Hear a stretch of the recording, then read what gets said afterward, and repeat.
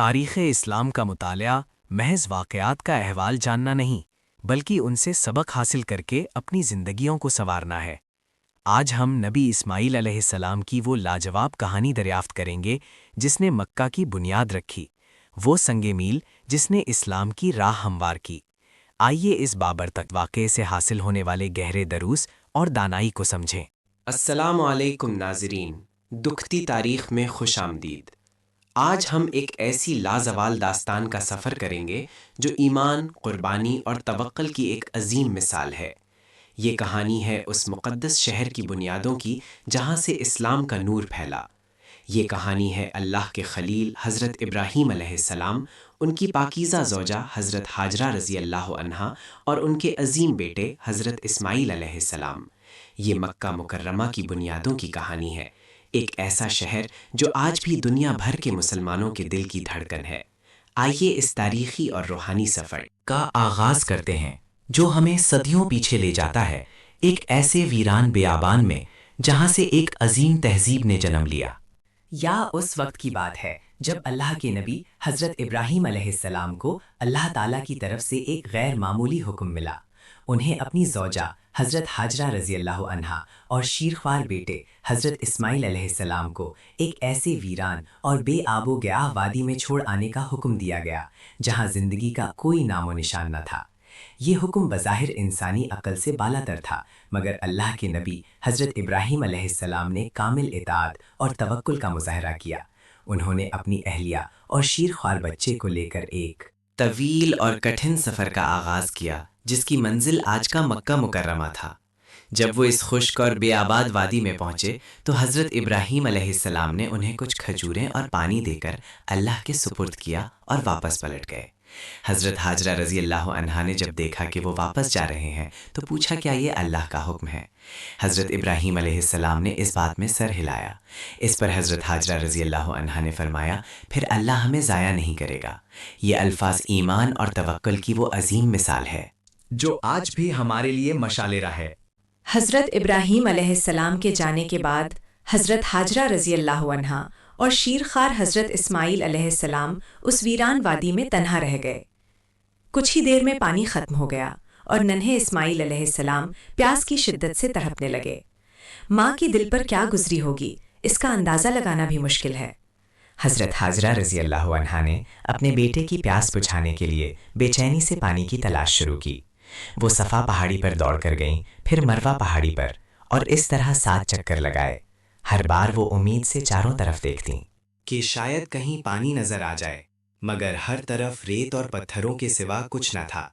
یہ ان کی بے مثال جدوجہد اور اللہ پر کامل بھروسے کا مظہر تھا۔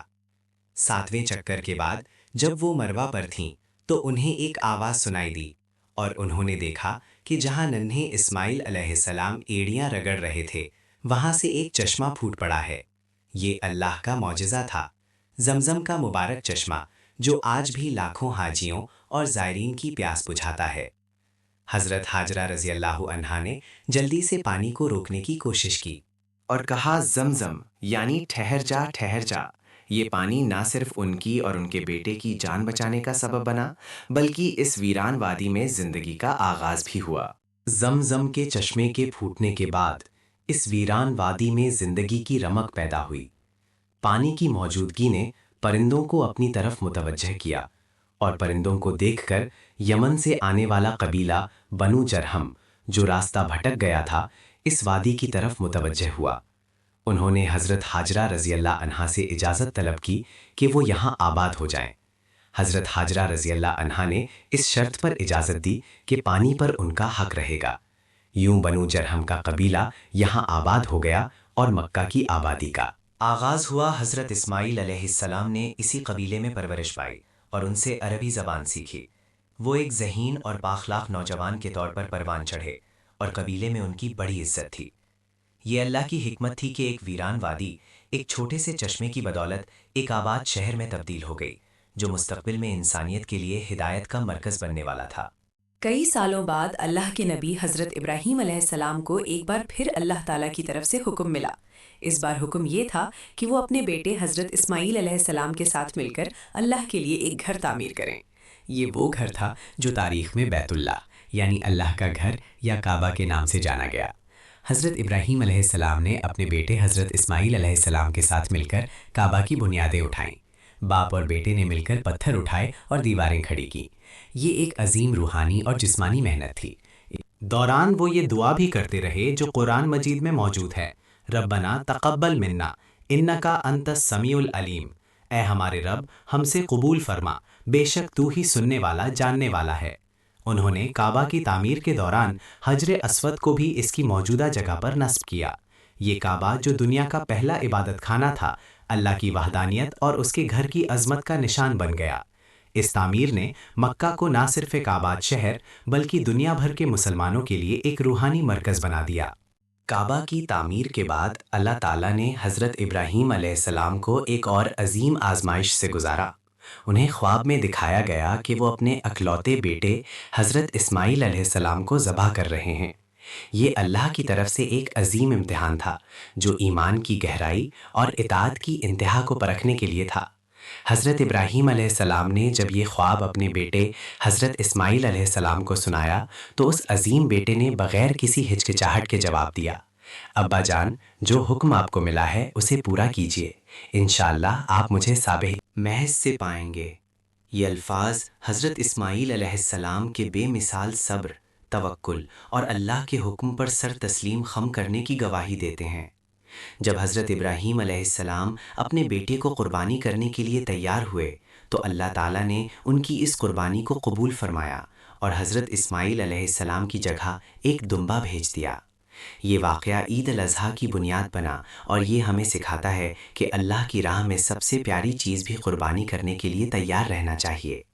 یہ واقعہ اگرچہ کعبہ کی تعمیر کے بعد کا ہے، مگر یہ حضرت اسماعیل علیہ السلام کی سیرت اور ان کے ایمان کی گہرائی کو سمجھنے کے لیے انتہائی اہم ہے۔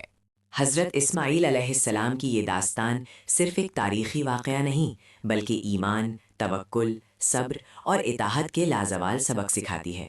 حضرت حاجرہ رضی اللہ عنہا کا اللہ پر کامل بھروسہ، ان کی جد و جہد اور زمزم کا معجزہ، یہ سب ہمیں سکھاتا ہے کہ اللہ کی مدد ہر مشکل گھڑی میں آتی ہے، بس ہمیں اس پر یقین رکھنا چاہیے۔ حضرت ابراہیم علیہ السلام اور حضرت اسماعیل علیہ السلام کا کعبہ کی تعمیر میں حصہ لینا اور پھر قربانی کا عظیم واقعہ، یہ ہمیں سکھاتا ہے کہ اللہ کے حکم کی تکمیل میں کوئی چیز رکاوٹ نہیں بنانی چاہیے۔ مکہ مکرمہ ایک ویران وادی سے شروع ہوا، آج دنیا بھر کے مسلمانوں کا قبلہ اور حج کا مرکز ہے۔ ہر سال لاکھوں مسلمان کعبہ کا طواف کرتے ہیں، صفا اور مروہ کے درمیان سعی کرتے ہیں اور زمزم کا پانی پیتے ہیں۔ یہ سب حضرت حاجرہ رضی اللہ عنہا اور حضرت اسماعیل علیہ السلام کی سنت کی یاد دلاتا ہے۔ یہ داستان ہمیں یاد دلاتی ہے کہ اللہ کی راہ میں کی گئی ہر قربانی اور ہر کوشش رائگاں نہیں جاتی۔ ناظرین، حضرت اسماعیل علیہ السلام اور مکہ مکرمہ کی بنیادوں کی یہ داستان صرف ایک تاریخی روایت نہیں بلکہ انسانیت کے لیے ہدایت کا ایک ابدی سرچشمہ ہے۔ یہ ہمیں سکھاتی ہے کہ ایمان کی پختگی، توکل کی طاقت اور صبر کی عظمت کس طرح ناممکن کو ممکن بنا دیتی ہے۔ ایک ویران بیابان سے ایک مقدس شہر کا وجود میں آنا اور پھر اس شہر کا دنیا بھر کے مسلمانوں کے لیے روحانی مرکز بن جانا، یہ سب اللہ کی قدرت اور اس کے برگزیدہ بندوں کی اطاعت کا نتیجہ ہے۔ یہ داستان ہمیں آج بھی اپنی زندگی میں توکل، صبر اور اللہ کے احکامات کی پیروی کا درس دیتی ہے۔ دیکھتی تاریخ کا یہ سفر ہمیں یاد دلاتا ہے کہ ہمارے اسلاف کی قربانیوں اور جدوجہد میں ہمارے لیے آج بھی بے شمار سبق پوشیدہ ہیں۔ اللہ ہمیں ان اسباق سے رہنمائی حاصل کرنے کی توفیق عطا فرمائے، آمین۔ مزید معلوماتی اسلامی تاریخی لمحات کو دریافت کرنے اور ہماری وراثت میں موجود لازوال حکمت سے آشنا ہونے کے لیے سبسکرائب کریں۔